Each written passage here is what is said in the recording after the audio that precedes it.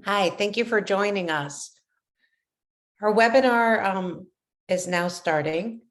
We appreciate everyone coming on.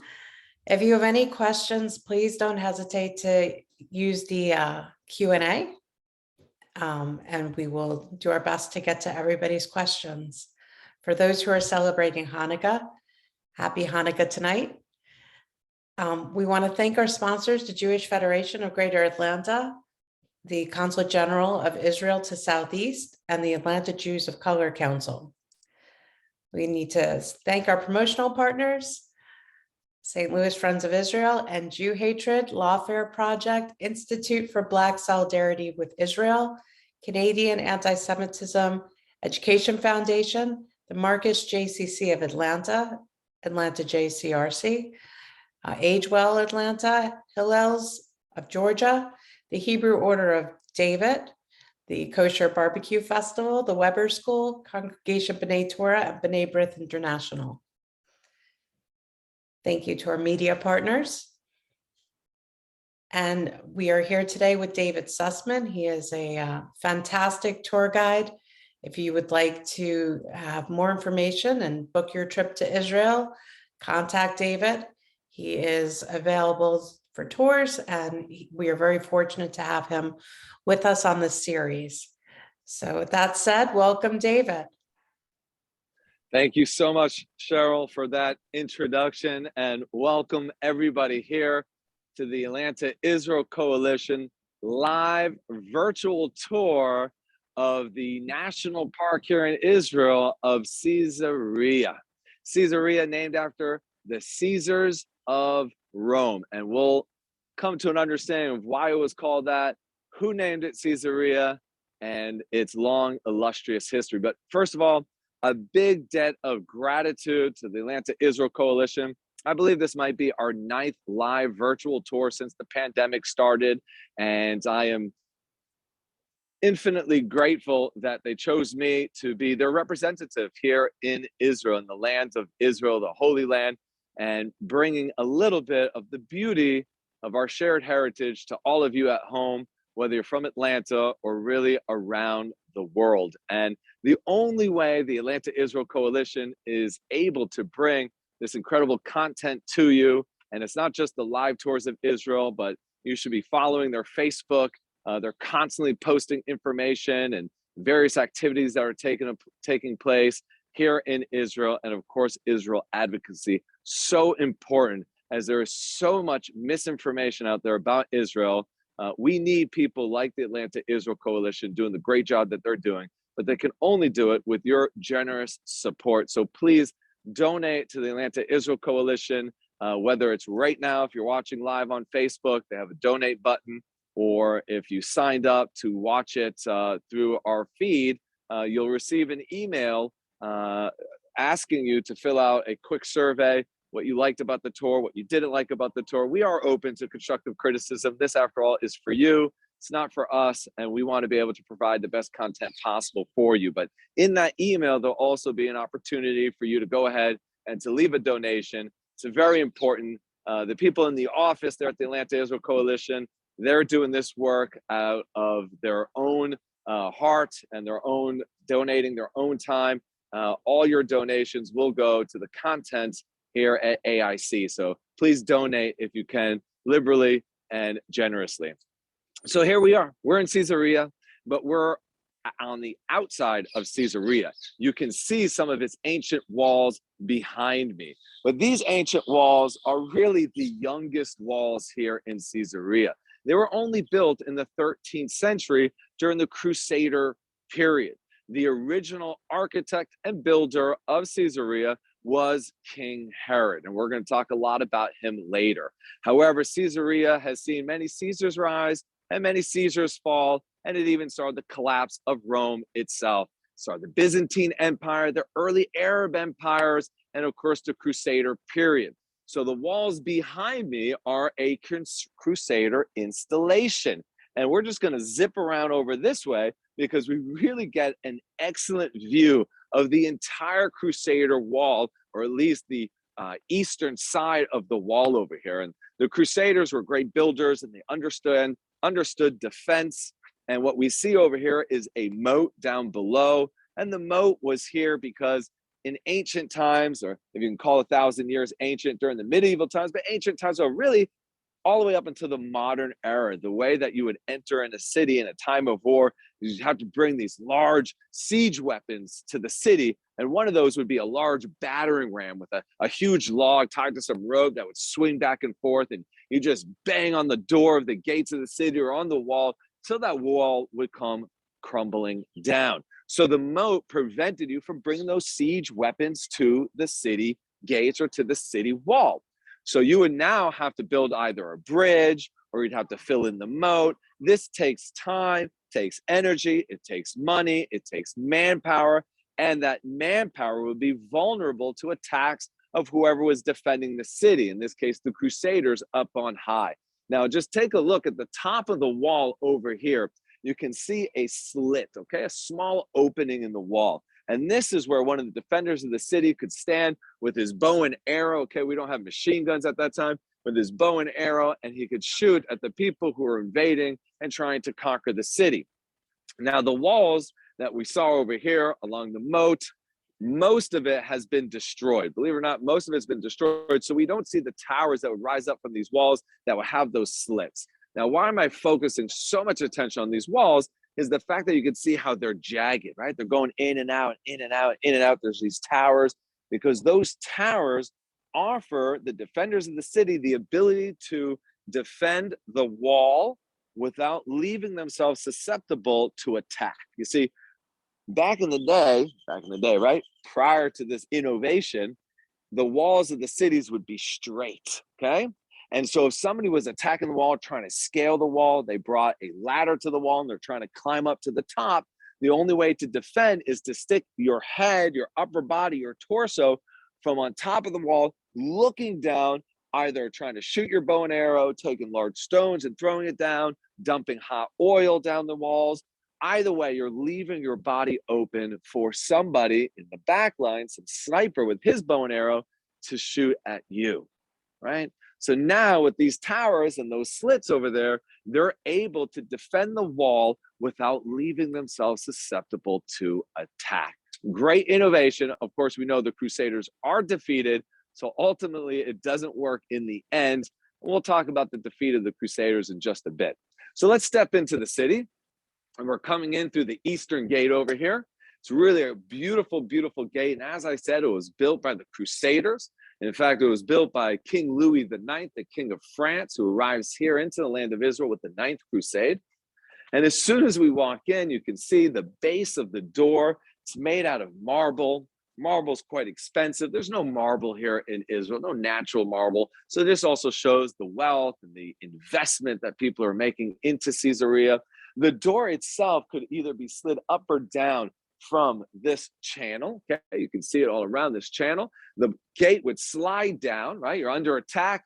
The city's under siege. The gate slides down. And then on this side, you can see a small little niche that's been carved out into the stone over here. And on the other side, you have another niche over here.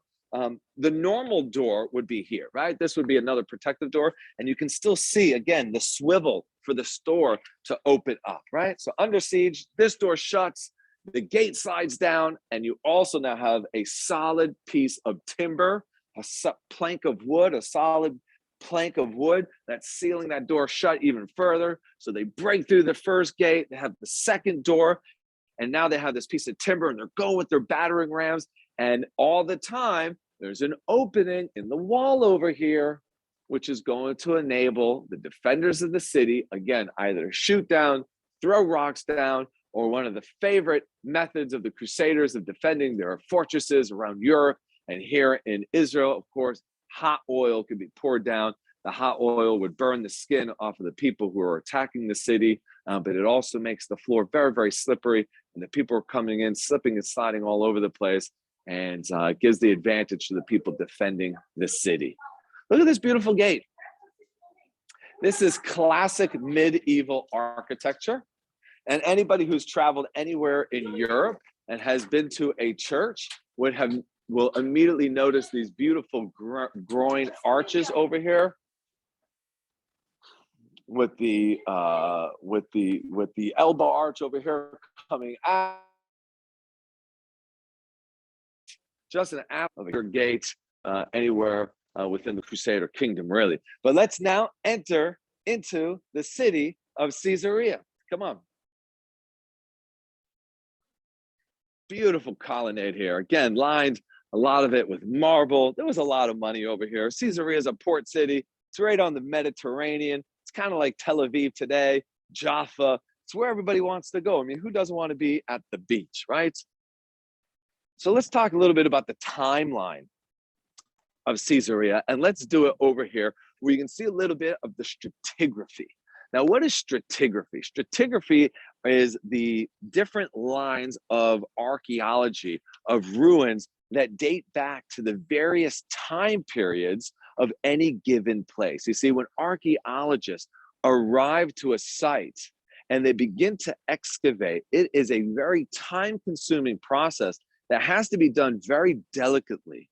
They'll peel away the layers of civilization, okay? Here in Caesarea, there might have been about 7 or 8 different empires who ruled this area. And oftentimes they would destroy what was here before and build on top of it. So it would be destroyed, built on top, destroyed, built on top, destroyed, built on top, so on and so forth, until ultimately when it was all destroyed by the Mamluks in the 14th century, 1300s, what was left behind was layers upon layers upon layers of ruins. The bottom layer being the oldest, the top layer being the youngest. And here we can see the colonnade over here dating back to King Herod's period, later on the Byzantine period, and then the Arab period. Just walking over these stones right here, I'm literally walking through time, the various periods of time here in the lands of Israel. And just look at some of these specimens of beautiful, beautiful marble. You know, you take a close look, you can kind of see the detail. Looks like this was probably the top maybe, or maybe the base of some building over here. Just the curvature, the detail, the beauty. Again, this was imported stone. This is marble. This may have been sailed here all the way from Italy. Maybe it came from Asia Minor, what's today Turkey. Some of it probably would have been brought in from Egypt, from Aswan, granite. Take a look at this beautiful pillar over here, the beautiful detail, the tops, just absolutely gorgeous.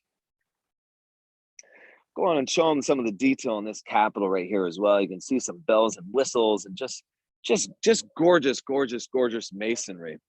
The Europeans were known to really create some elaborate buildings, both in Europe and when they ruled here in the Holy Land, here in Israel as well. So the different time periods of, you know what? Come on over here. Check this out. This is just such a cool spot to be in. Just this little area. It's just recently been excavated and finished up during COVID. There wasn't a lot of tourists over here. Things were open and archaeologists were able to come. But I'm just noticing something really neat over here.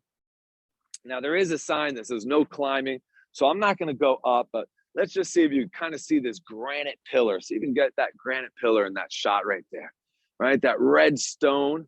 So that's coming from Egypt, and it's actually turned over and in the ground, much like the 2 granite pillars that I'm standing on right now. Now, these probably date back either to King Herod's time or the Byzantine period. We have a gorgeous Corinthian capital that I'm standing on right now. Now, this is marble, so this wouldn't have come from King Herod's time. King Herod didn't have access to marble. None of his building projects had marble in it. Marble's only introduced here into Israel in the 3rd century CE. But if this was the Byzantine period or later period, what it's being used for is secondary use in constructing some type of open area, an open room over here. Let's just see if we could kind of jump down here.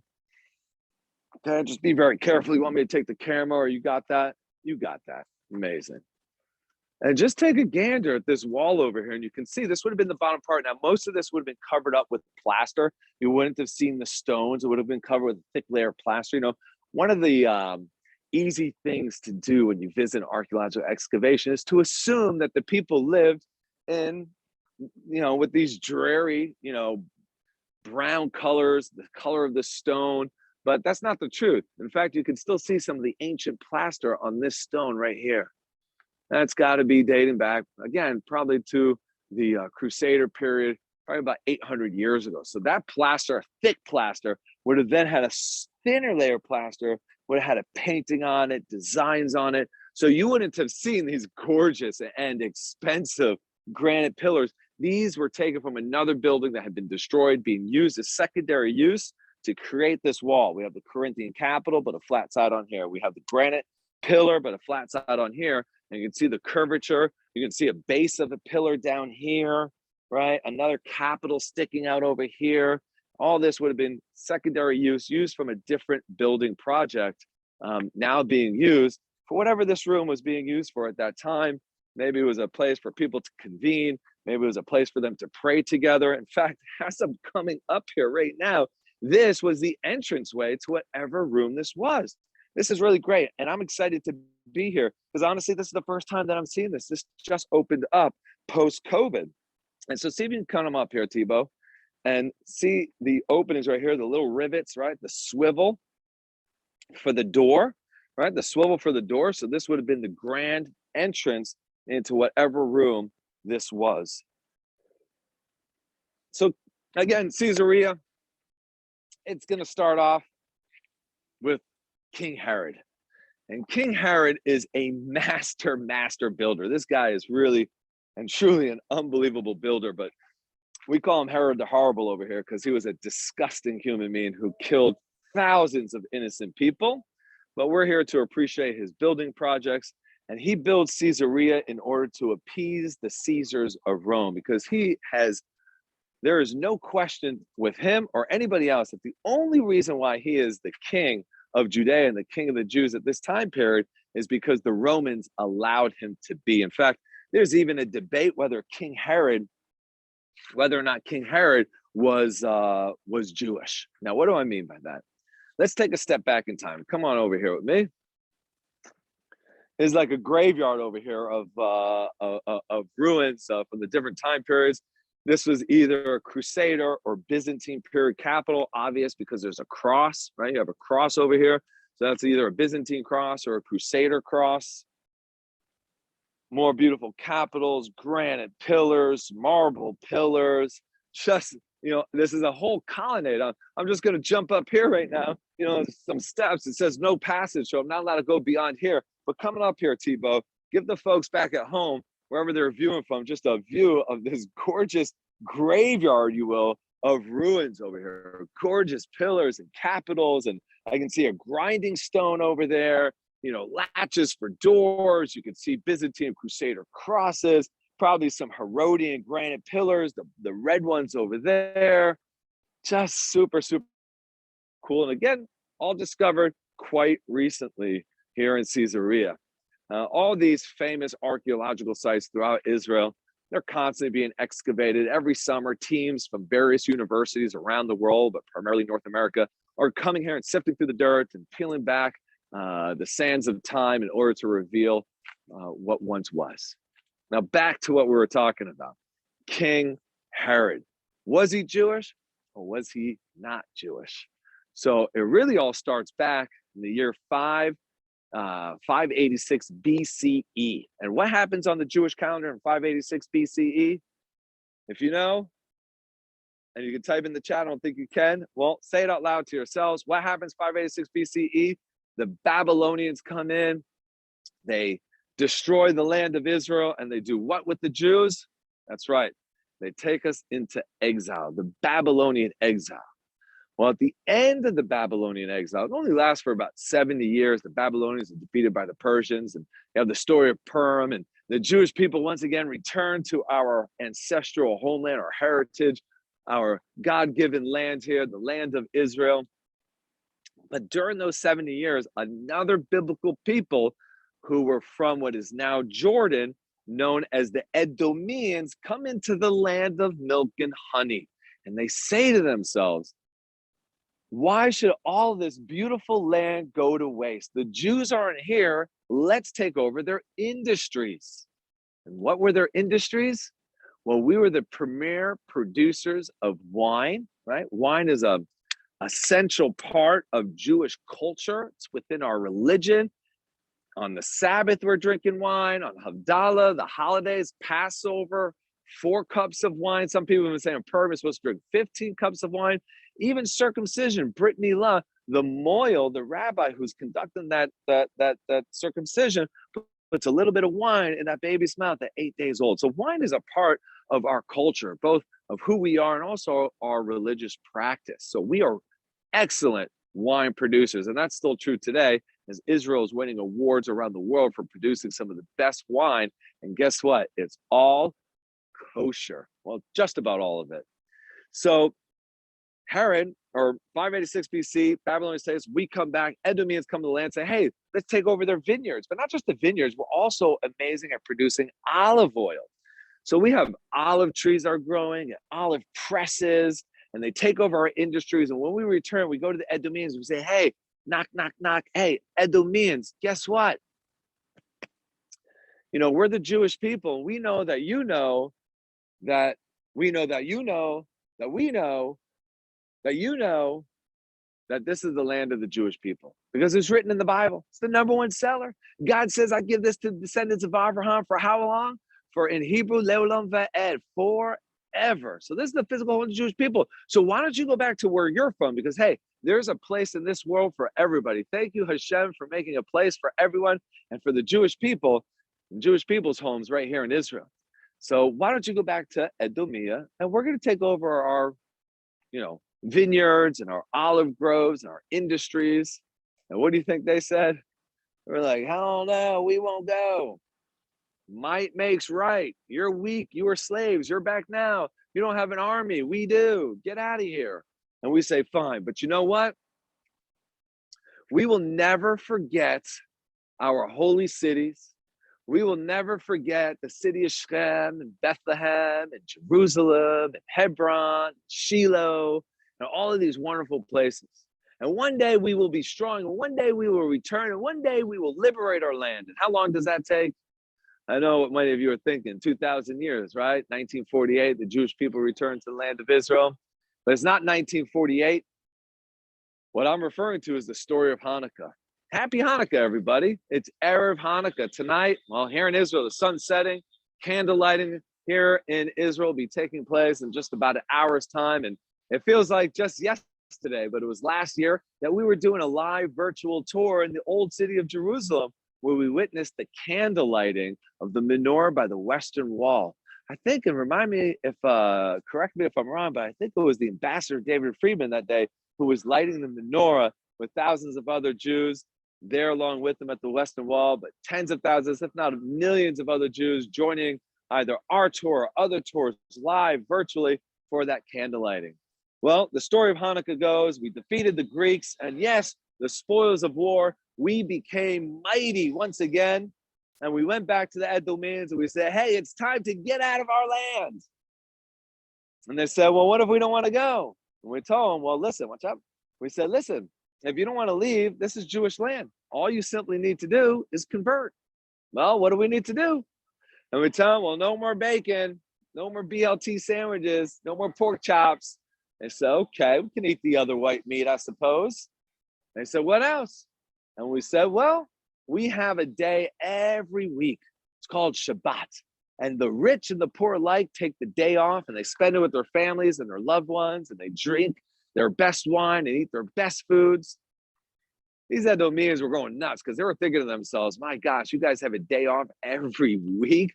We don't have a day off once a year. We don't even get Christmas off. Okay, Christmas doesn't come around for another few hundred years because we're talking about 200 BCE right now. But still, in the ancient times, nobody got a day off. You get the point. Everybody worked 365 days a year. So they said, where do we need to sign? They said, well, there's one more thing, and that's Brit Milah, circumcision. Every male older than 8 days. And that's when they said, no, thank you. We're done with this. We're going back to Edomia, except for some people who were very, very rich. One of those was a man by the name of Antipater. And that was the father or grandfather, depending on which historian you ask, of who else but King Herod. So they asked themselves, and his mother was a Nabatean princess, and that's the story of Petra. If anybody's familiar with Petra, one of the 8 wonders of the world. But that's the history and the heritage of King Herod. So some people debated, was he even Jewish? Because his father, his mother didn't really convert out of a love of God, but really they converted because they didn't want to lose their money. Because when the Edomians were forced out of Israel, they weren't allowed to take their wealth, which ultimately they had stolen from us by taking our vineyards and taking our olive groves and our olive presses. So that's King Herod. And King Herod realizes that everything he has is because the Romans allow him to have it. So he is going to build this beautiful city here on the coast of the Mediterranean, and he's going to honor the Caesars of Rome, beginning with Augusta, in order that he should win favor in their eyes. Now just look around here, you can see some of the restaurants. These are the restaurants here in the national park that's actually open until midnight for locals and people who are traveling through to enjoy a beautiful meal, to do some shopping, get some ice cream, and enjoy the stunning views of the beautiful Mediterranean Sea. Let's check out some of those great views.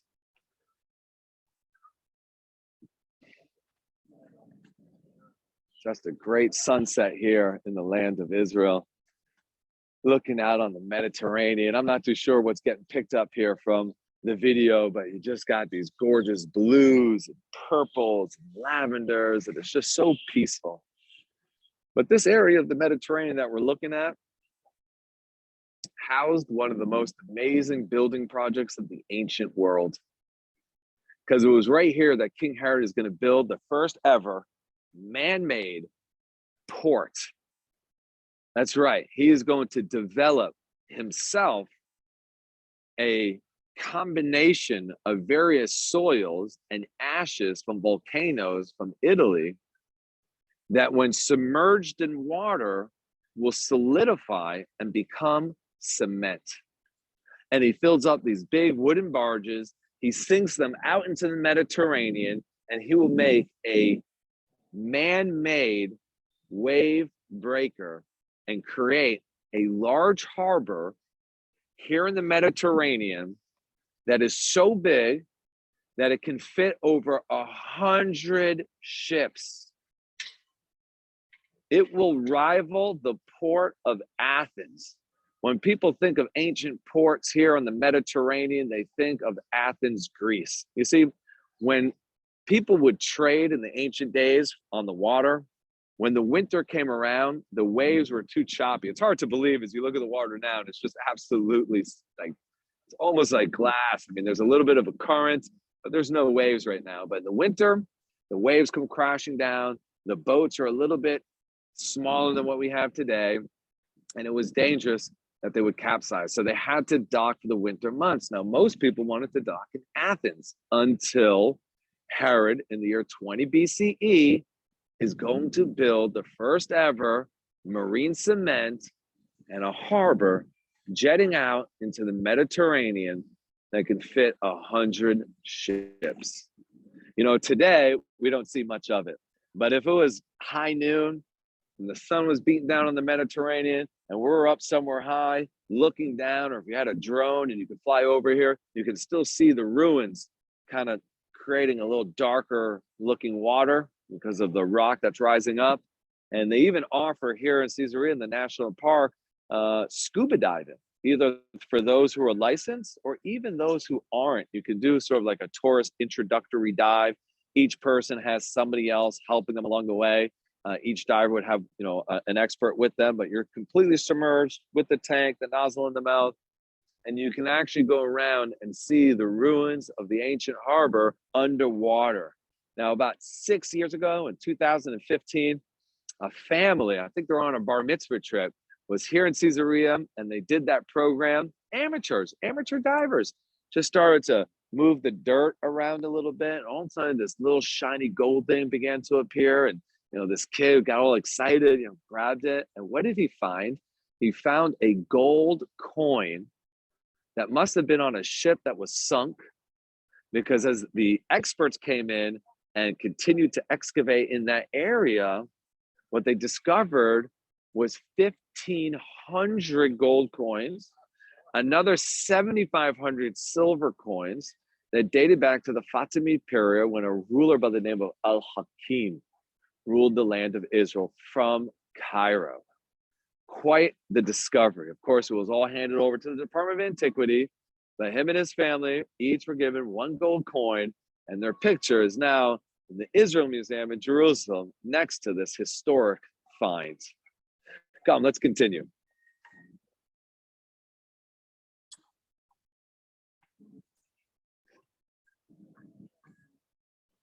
So the area in front of me over here, this little grassy knoll with speaking of olives, you got a couple olive trees over here as well.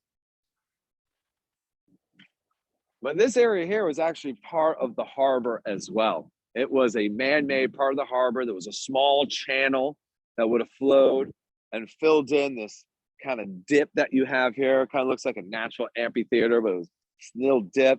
And this would have been filled in with water. And you'd only be able to fit maybe 4 or 5 ships in this area. And this was the royal port, okay? This is where dignitaries, let's say the emperor, which the emperors of Rome did visit Caesarea from time to time, or if King Herod himself was coming in for a visit, or just an extremely affluent and therefore influential man or woman were to come for a visit, they would sail and dock their ships here in the royal port of Caesarea. And the first thing that they would do is to ascend those stairs that you can see right over there. Now that's a reconstruction. You can kind of see there's a gentleman up on the top. I don't know if you can make him out. He's got a neon vest on, but they're still excavating. They're still building over here. They're reconstructing what took place here, what was here. But these stairs led up to a temple that Herod had built for Augusta. Now, Herod comes to power during the time where Rome is becoming an empire, and the decision who will be the first emperor has to be made. And there are 2 viable candidates. There's a guy by the name of Octavian and Mark Antony. And Herod sides with Mark Antony. In fact, Mark Antony is his best friend. But Mark Antony... David, we lost you. So we are having a bit of technical difficulties. That's the beauty of live virtual tours, is you could see everything going on, but at the same time, unfortunately, we do have these moments. So please don't forget, if you have any Q&A, to ask in the Q&A section. And hopefully we will have David back in one moment.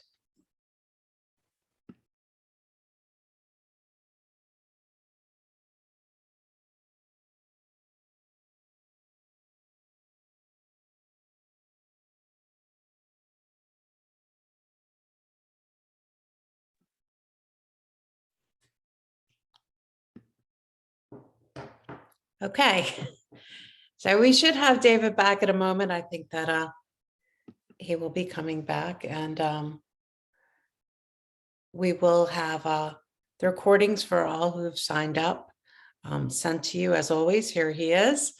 Here we go. Thank you, David, for coming back. Enjoy the rest of the tour.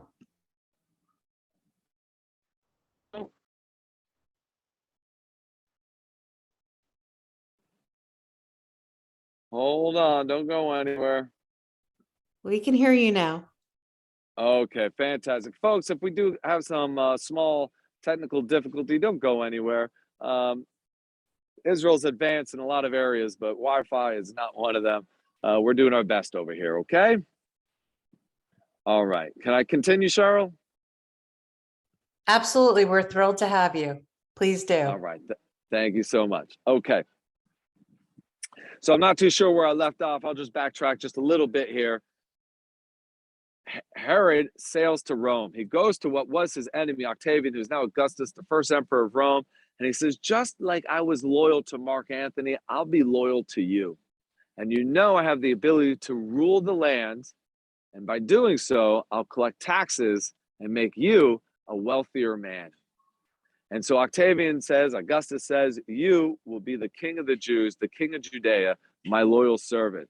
And as a debt of gratitude, when he builds Caesarea here, he'll build a temple at the top of those stairs right there, a big, gorgeous temple dedicated to Augustus, because you see the Roman emperors were also seen as a god. Now, Caesars of Rome and the Roman Empire will last here roughly about 300 years until they're defeated by the Byzantine Empire, who are Christians. And the Christians have no need for a pagan temple. Hold on, we got a helicopter flying overhead.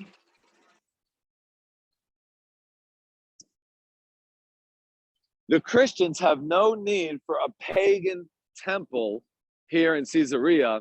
So they knock down that pagan temple and they build, what do you think? Well, the Byzantine Empire was a Christian empire. They built a church. But like all empires, the Byzantine Empire will also fall. They'll fall to the early Arab empires, right? And I say early empires because there's too many of them to name because they're always fighting one another and it's always changing hands. But the Arabs have no need for a church. So they destroy the church. And what do you think they built? You got it. They built a mosque. But the early Arabs will eventually be defeated, this time by the Christians,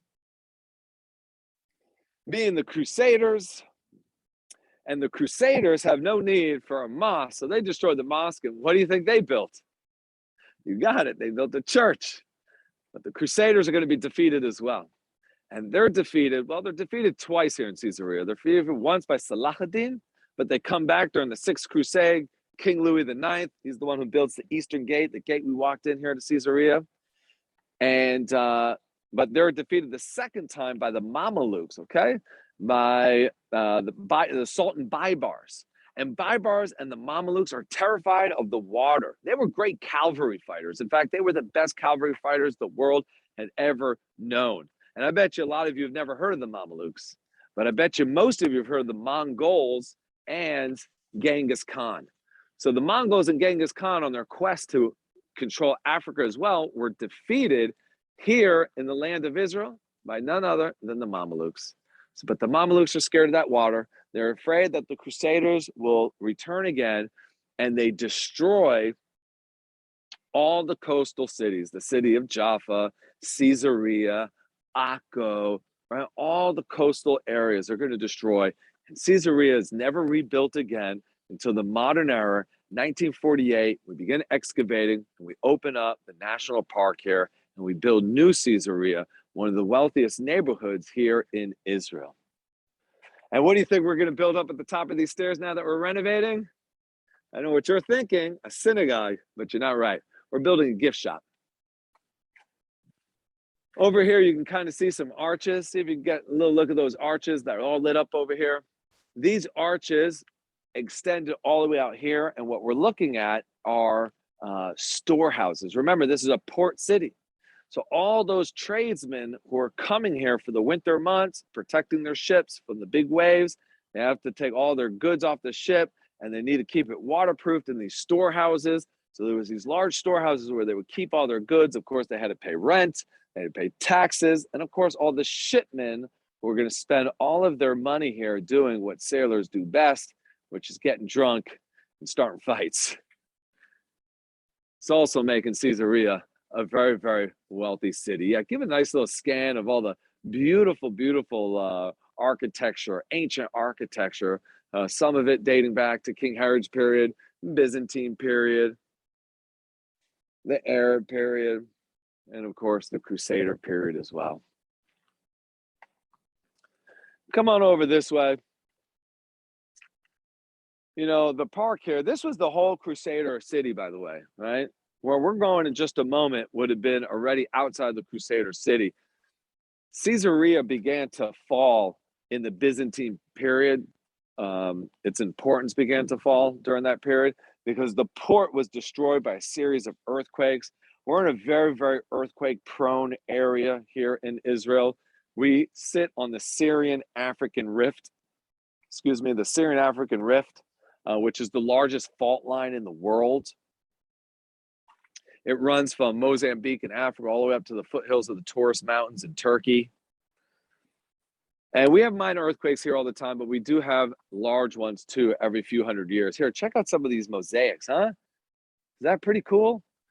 Might not be so decorative, but you can see these beautiful stones here, how small they are. And this, of course, is the ancient carpet. This would be considered a nice Persian rug back in the day. So anyhow, the earthquakes here destroyed the foundations of the man-made port, and the port fell to disarray. It was always a small little port, just fishing ships and maybe some small ships for trade, but nothing as elaborate that once was when King Herod ruled the land and during the Roman period itself.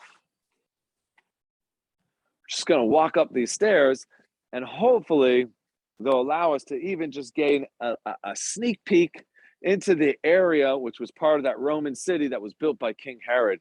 However, it is closed this evening, unfortunately, due to a private event. I found out there's actually a beautiful wedding that's taking place here, and somebody rented out that area.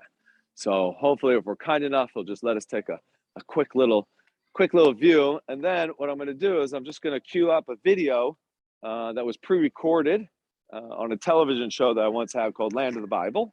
It's accessible on my website, davidsussmanisraeltours.com. We have about 52 episodes. They're half-hour episodes throughout the land of Israel. But we'll just take a quick little peek. Rock Kamashniot, Rock Lipo. Sana Todaraba. You can see the white over here and the beautiful flowers. You can see the wedding. It's being set up. Beautiful chuppah. Right? What a gorgeous place to get married. As you can just see the sunset out there.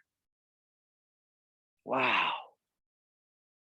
I don't know about you guys, but I feel like I just want to rip off my shirt and jump into the sea right now. It looks so tempting.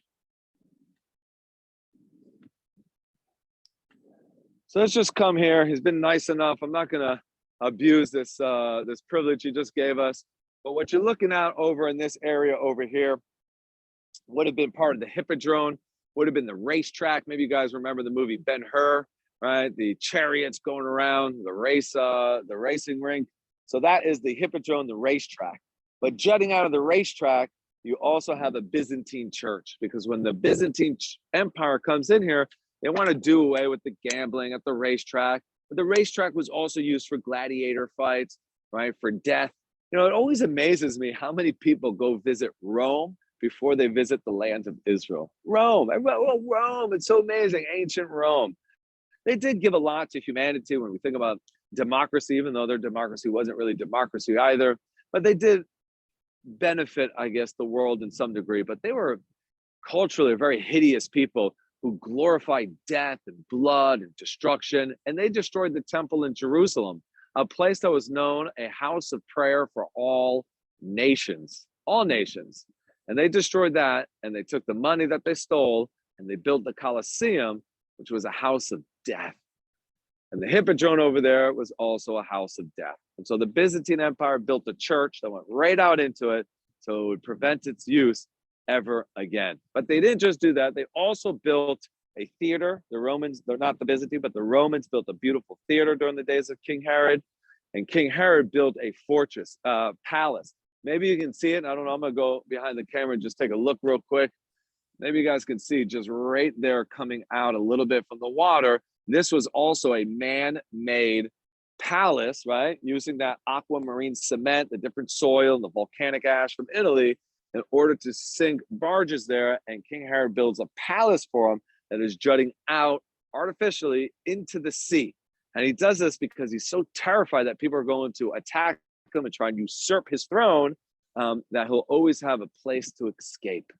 So Lee, if you got that video queued up, why don't we watch that short little 4-minute clip on the theater and the palace and the Hippodrome and the areas behind me that unfortunately are closed right now.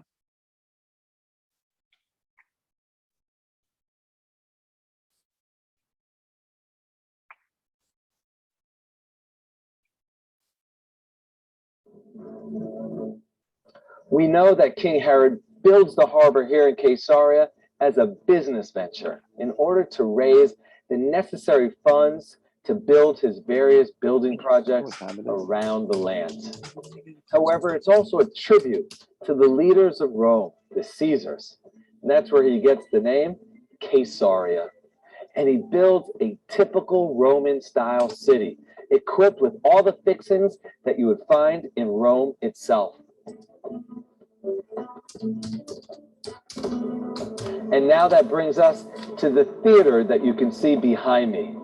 In its heyday, 2,000 years ago, it could seat over 4,000 people. And as you can see, it was constructed so beautifully that it's still being used today for concerts as well as cultural events.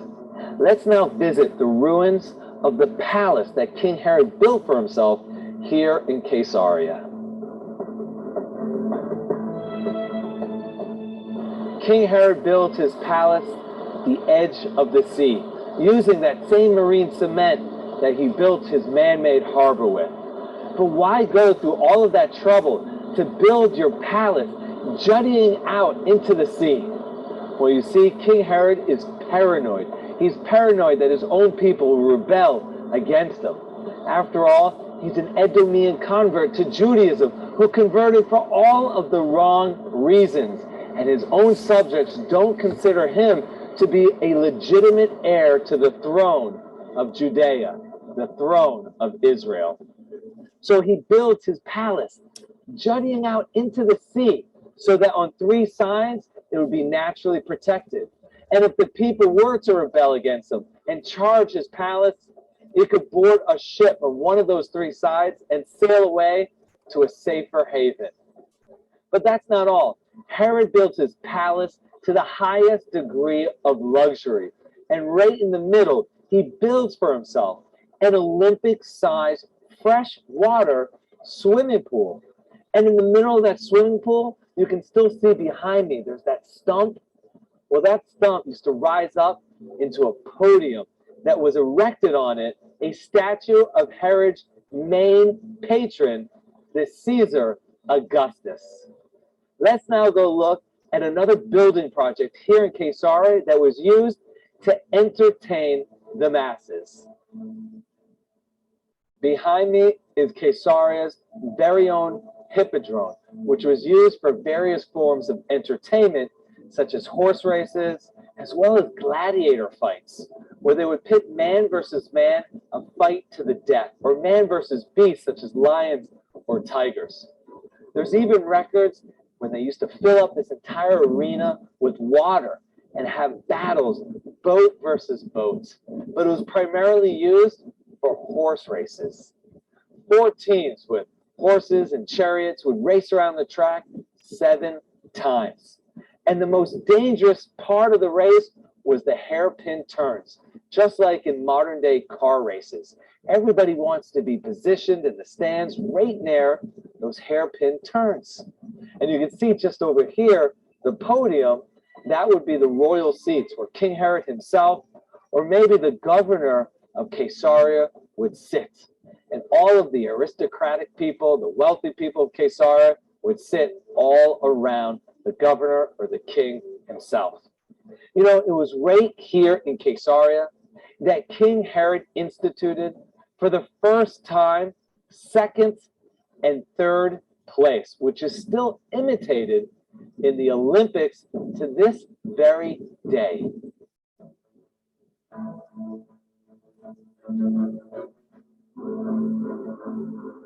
Here in Caesarea, the second.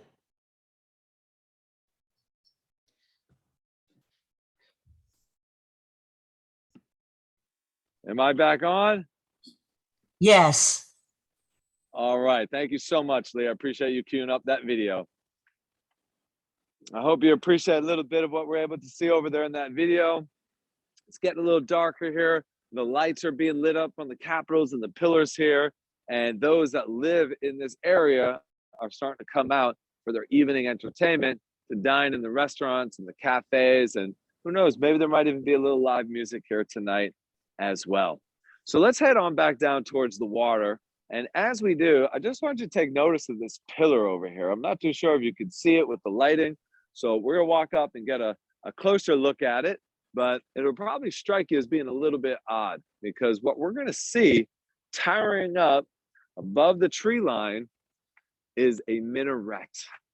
And a minaret is one of the focal points of a mosque. But it's not an ancient mosque that dates back to the early Arab period. 1,300 years ago or 1,200 years ago. This mosque is a little bit more modern. It's from the 19th century, the 1800s. You see, for about 400 years, from the year 1516 until 1917, the Turkish Empire, the Ottoman Empire, ruled the land of Israel. And as they begin to splinter and disintegrate and fall apart, they start to bring in Muslims from other areas and other lands in order to fortify their hold onto the land of Israel. And the mosque that you can see just over there, well, that's a Bosnian mosque. A Bosnian mosque. They brought Bosnian Muslims here in order to help defend the land of Israel against any potential invaders. Eventually, it would be the British in World War I that would defeat the Turks here in the land of Israel. And a good thing that they did so as well, because the end of the Turkish Empire in general, were a very, very brutal empire. And they committed a genocide against the Armenians, much like the Germans committed a genocide against us Jews in World War II, known as the Holocaust. In fact, 1.5 million Armenians were systematically starved to death, shot to death, and even buried alive in a similar fashion as to what happened to us in World War II. But these Bosnian Muslims over here had built a small community in Caesarea, but they fled during the fighting of 1948 and were displaced in other areas. And so you might think to yourself, well, why does the mosque still stand today? Well, we still have the mosque today because it is an Israeli policy not to destroy a holy place or not to destroy any place that was considered holy by another people. Before we head to the water, I just noticed this beautiful top of a sarcophagus. We found many sarcophagi, plural for sarcophagus, but this one here is quite elaborate. And this was clearly a Roman or Greek man buried here, because you have the face of the goddess Dionysus, right? The god of wine, on top of a beautiful marble top to a coffin, basically. The sarcophagus was like a coffin. And you can see that there's some damage done right here, that many of these sarcophagi were busted into and broken apart by grave robbers looking for treasures that might be inside. So let's just walk down over here. You can see some of the beautiful shops. And I got to tell you, as a tour guide, we were very happy that the borders of Israel had just opened. In fact, I just had a fantastic group, about 30 people touring through the land of Israel. But the borders have closed again, and myself and the shopkeepers here are devastated by it. But I guess we have to, safety first. But you can see the beautiful shops over here. Shalom. The beautiful Israeli art that is for sale. And more restaurants, places to come to. And just take a look at some of the Hanukkot, right? Americans, we call them menorahs, but the menorahs in the temple, these are Hanukkot. They have 8 candles to be lit, 1 for each night of Hanukkah. So as we walk down here towards the port again, I just want to talk a little bit about a biblical commandment known as Techelet.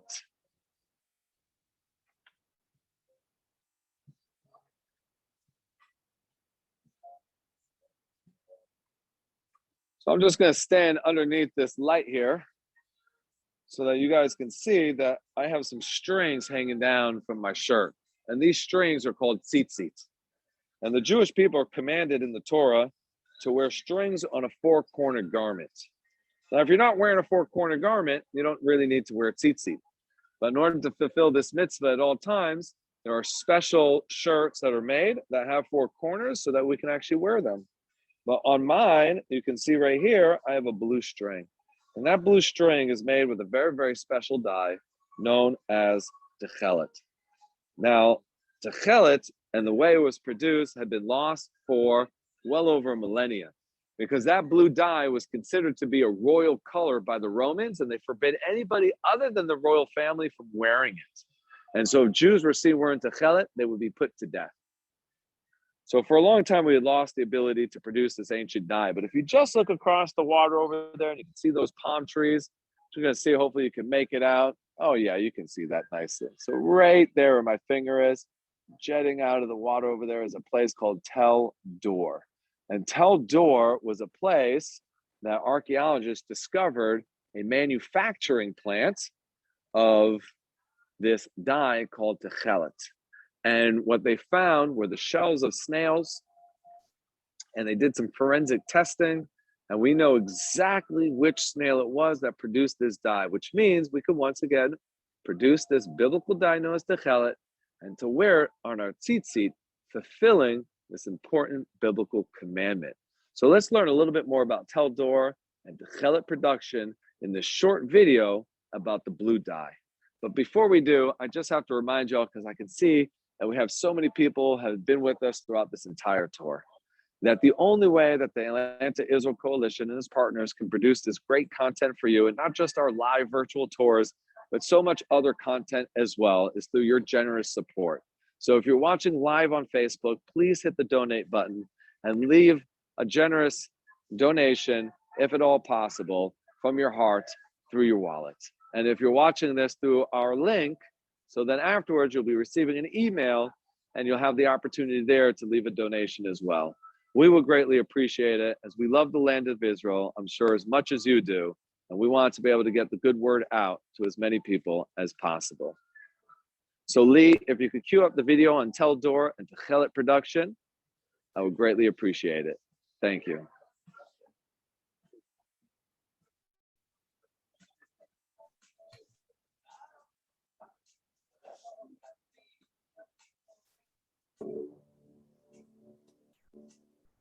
Just north of Caesarea is the all-important biblical excavation of Tel Dor. When excavations began here nearly 30 years ago, they found relics dating all the way back to the time of Abraham, our forefather, 3,800 years ago, and all the way through the different periods. But the most impressive find, and the most important, especially for religious Jewish people in the world today, was a huge pit where inside they found shells belonging to a snail known as Murex trunculus. Not only that, but they noticed a particular color of blues and purples. And this immediately hinted to the fact that this snail was used in the production of the biblical blue dye known as Techelet, which religious Jews, men, are required to wear on a four-cornered garment. But that's not all. With the same snail, they also produced the royal purple dye known as argamon. How do they know for certain that this is the exact snail that was used 3,000 years ago during the temple period? Well, they did chemical tests to the dyes that were found in the limestone here. And sure enough, it matched up exactly to Murex trunculus. And today, this biblical commandment has been revived as thousands of Jews once again wear that blue dye on what is known as tzitzit. Let's now meet one of the scientists and founders of the Patil Techelet Museum and learn more about the production of this biblical commandment. We're joined here by Joel Guberman, one of the co-founders of the Patil Techelet Museum in Kfar Adumim, which is located just outside of Jerusalem. However, it's here on the beaches of Nachsholim, right next to Tel Dor, that they offer a marine program for tourists, where they go out into the sea searching for their own Murex trunculus snails to make their very own biblical dye. Joel, thanks so much for joining us today. My pleasure. Tell us a little bit about the excitement when we discovered this ancient biblical dye. Well, it's a process that we've been merited to attach to of the bringing back of this biblical commandment. Chemists, rabbis put the puzzle pieces together and found that indeed this Murex trunculus, the snail that was used here in Dor in the ancient times for making the royal purple and biblical blue was indeed the source for the commandment of Ptil Tchelet. Great. Let's go and make some. Okay. All right, Joel. I see you have some snails here and some packets. We have our vessels here in order to begin the dyeing process. Tell us a little bit about what's going to take place. Okay, so we have here is a snail that you take out the gland inside it to get the dye. We don't use the snails here. They're protected in this national park. We bring our dye in from different fishermen in all over Europe, collect the dye, and that will be our dye. The Talmud explains that the dye is used together with chemicals. It's put into a vessel for dyeing, and we make our biblical blue and our royal purple. We're going to take this dye powder that we got collected from the Murex truncatus snail, and you could tell me if it really comes from a snail. What do you say? Ooh, that smells organic. Organic. There you go. And the Talmud tells us they had chemicals. It doesn't say which. We know from other chemists which ones to use. We're going to start it with sodium carbonate. It's a base. We'll add that in over here. And Martha, we're going to boil it. We're going to add boiling hot water. Okay. And the process we're going to be doing now is called an oxidation reduction reaction. And we're going to do that with sodium dithionite, which is a reducing agent. In the ancient times, they would do it using the meat of the snail. It would ferment and rot and cause the dye to dissolve. Take a lot longer, smell a lot worse, but got the same thing done. Just stir this up a little bit. We'll split it in half. And we'll split. All right. Okay. Here, why don't you take a piece? And I'll take a piece. Now, whenever we do this with groups. Take them out to the ocean, look for the snails, put the snails back in the ocean, and bring our dye that we've collected from all of the fishermen, and teach them the chemistry of the dyeing of the ancient biblical blue, and put it in. Amazing. So I'm fulfilling that biblical commandment right now.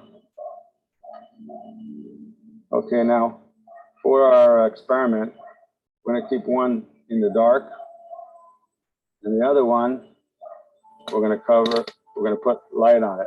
And now we're going to have to let the dye absorb up into the wool. So you know what? In the meantime, let's go inside to the museum, see what they have to offer here. We'll come back and take a look at our dye and see which color it'll come out as. The Ptil Tchelet Factory Museum's marine activity here on the beaches of Nakshalim is headquartered in the Mizgaga Museum, which we're standing in right now. The Mizgaga Museum is translated into the Glassworks Factory, which was constructed in the late 19th century by the great benefactor of the Zionist movement, Edmund Rothschild. He built the factory so that these young Zionists would have an industry producing superb quality glasses and glass bottles. However, the production costs soared. And the joke was that the glass bottles cost more than the product that it contains. The museum today highlights several of the significant finds that were found here on the beaches, as well as the excavations on Tel Dor.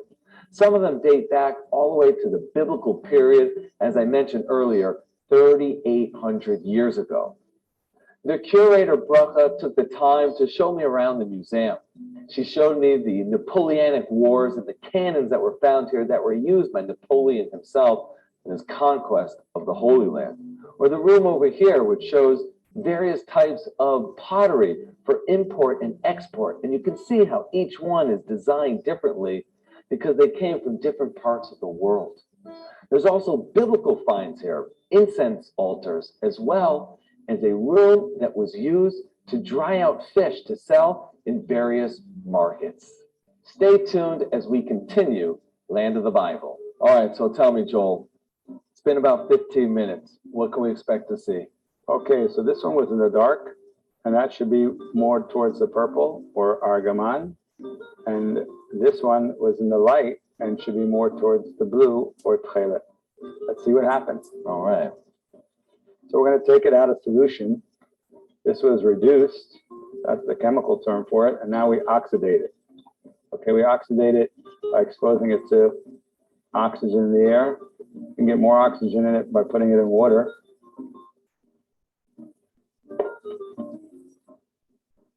And we'll see that color developing? I see it changing already. Can My you see it goodness. developing? Wow, that is amazing. It really is an amazing chemical experience, almost magical. When you understand a little bit more about the chemistry, you understand what's going on. Yeah. You can see that actually coming really nice, turning a deep purple. Beautiful. Well, now let's compare it to the one that was in under the light. We're going to again oxidate it and see the color developing. Put it in here.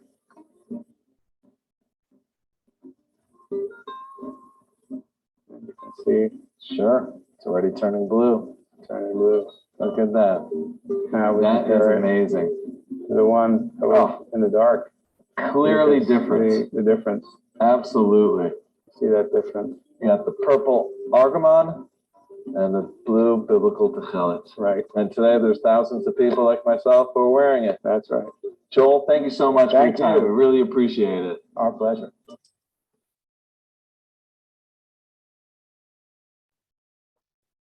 Okay, David, we're All back right. with you. All right, fantastic. So I've actually left Caesarea, the national park, and I'm just driving to an archaeological excavation that's really part of Greater Caesarea. But in order to get there, I'm just driving through the neighborhood of Caesarea and just trying to, I know it's kind of dark, but just wanted to give you an idea of some of the beautiful homes here in this area. This is really like the Beverly Hills of Israel. It's the most wealthiest neighborhood.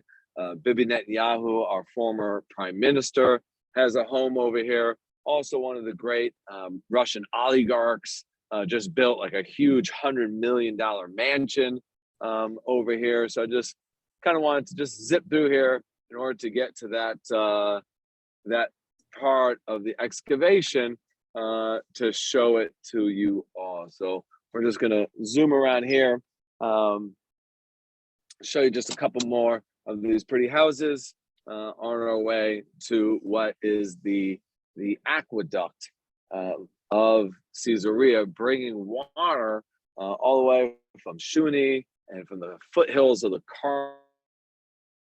Carmel Mountains, areas like Zichron Yaakov, right? Look at that beautiful home.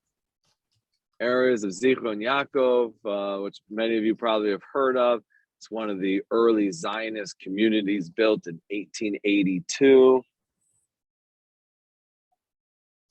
Well, it's literally just like a 2-minute drive, and we will be in this beautiful, absolutely stunning. In fact, it's located right on the beach, so you guys will be able to see a little bit of the beach as well.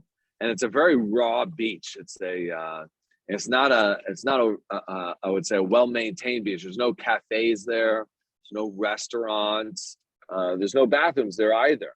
So it's really not visited very much. You know, it's not a very crowded beach. During the daytime, you can kind of go there and really enjoy the nature of the Mediterranean and the beaches here. And Israel's got some of the best beaches anywhere in the world. And that's because we have some of the finest sand in the world. The sands here in Israel is really originating in Mozambique. And maybe some of you guys remember me mentioning Mozambique a little bit earlier with the Syrian-African rift, right? The large rift line. Hold on 1 second. And the Syrian Mozambique is also the beginning of the Nile River. And the Nile River takes all of that dirt from the foothills of the mountains there in Mozambique, and it brings it all the way through Africa and through Egypt, and it will go out the delta of Alexandria, right? Here's a little forest. We're passing through a lot of great recreation here in Caesarea. You know, for the people who live here, the community here is beautiful tennis courts. In fact, the only golf course in Israel is located here in Caesarea. So all that dirt becomes finer and finer and finer, all that sand finer and finer and finer as it just continues to tumble and tumble and tumble through the Nile of Alexandria. And the natural current of the Mediterranean, at least on this side, is to the north. And so all all that sand was brought towards the land of Israel. And that's why Israel's got some of the greatest beaches anywhere in the world. And the beach that we're about to see right here is probably one of the finest examples of that. Of course, it is a wild beach. There are no facilities. If you want to have facilities and eat at a nice cafe, playing some good music, so go to the city of Tel Aviv, Rehovot, Ashdod, Ashkelon. All of these places have really wonderful facilities. But what they don't have is the beautiful archaeological excavation that we're about to see. And I'm actually quite surprised. It seems like there's quite a few cars over here. They probably came here to enjoy the epic sunset that just took place, of which we gained a little bit of while we were in Caesarea. So let's just jump on out.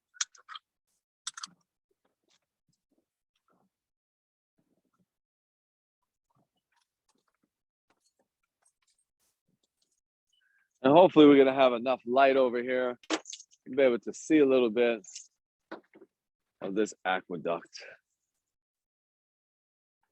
I think if we come from here, that light will be shining a little bit in my face. We'll be able to see one of these arches and the water behind us.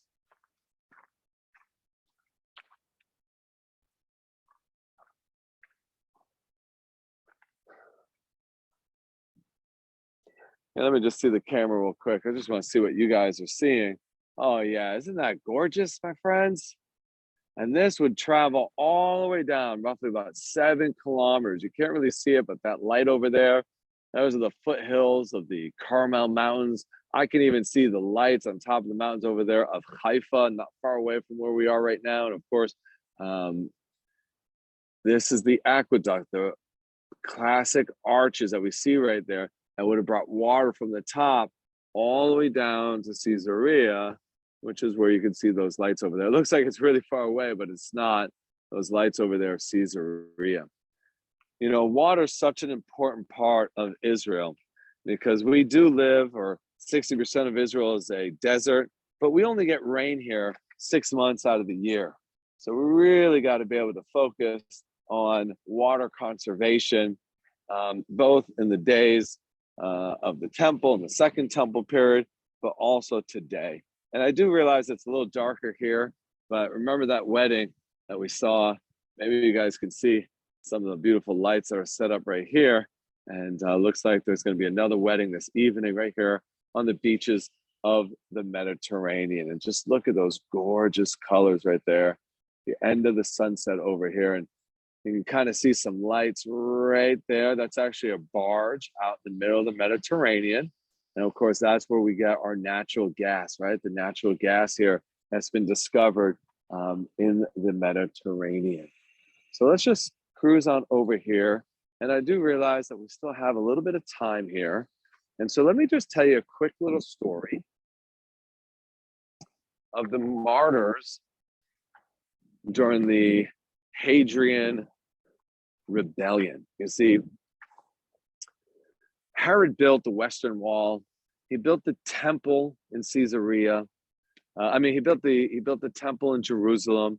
He built the desert fortress in Masada. He built Herodium, which is just outside of Jerusalem, where he would ultimately be buried. He built Caesarea that we just visited today. Let's take a step back so we get a nice view of this aqueduct as well as I speak. But all of this work, won't last long, at least not in our hands, as the Romans are going to destroy that temple in the year 70 CE. About 70 years later, in the year 132 CE, a Jewish warrior by the name of Bar Kokhba will rise up, and he will invigorate, he will inspire the remnant of the Jewish people here to rebel again against Rome. But this time he's very successful, and he throws Rome out of the land of Israel for a number of years. There's not one Roman dignitary, soldier, official here. There's no more Roman influence. We've succeeded in regaining our independence. And he does it through this guerrilla warfare and digging out tunnels in the mountains so that when the Romans are marching by, he'll attack. And then, by the time the Romans turn around, they've already hidden in these man-made caves in the sides of the mountains. But that won't last long. Hadrian, who was the emperor of the time of Rome, will bring half the Roman army and totally destroy the rebellion that was going on. And he'll take 10 of the tzaddikim, of the righteous ones, including the famous Rabbi Rebbe Akiva. And Rebbe Akiva, along with these 9 other martyrs, will be killed in that hippodrome, in that horse track, in that Colosseum. And their skin will be ripped off from them.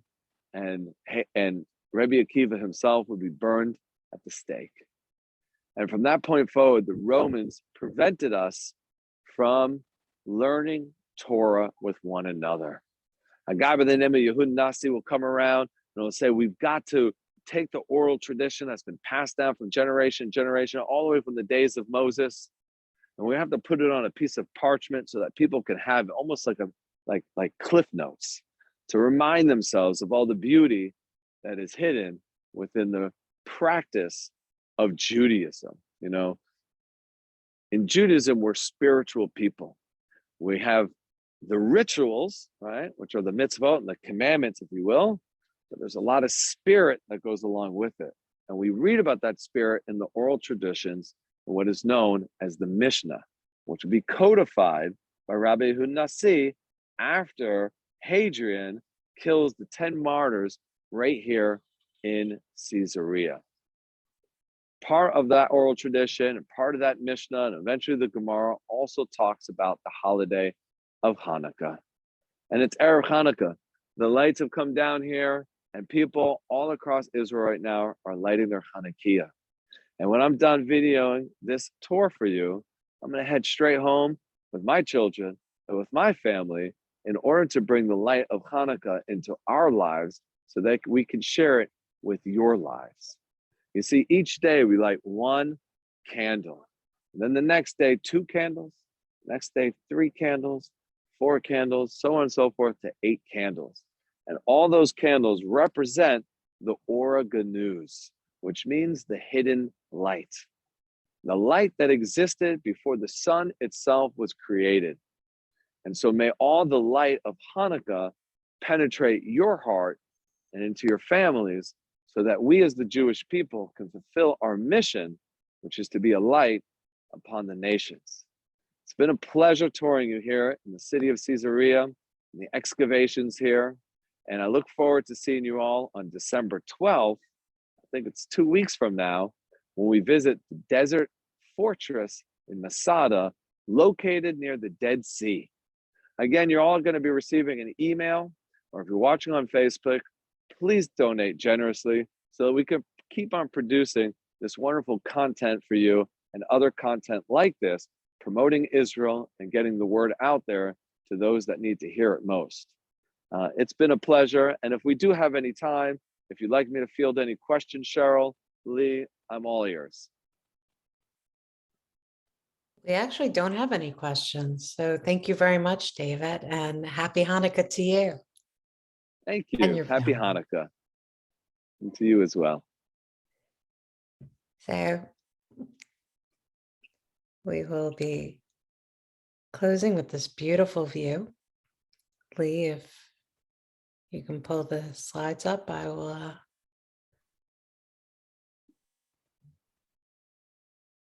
share with our audience.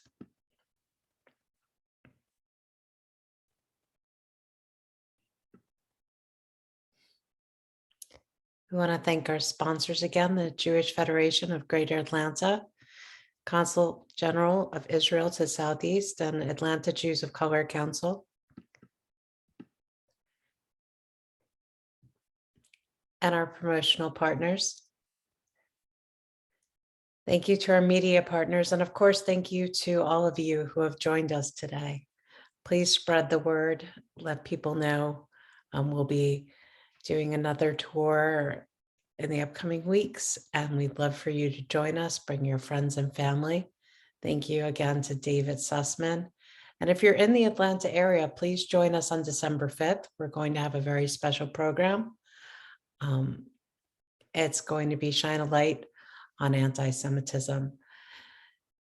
You can register for upcoming tours and see previous tours on our YouTube page.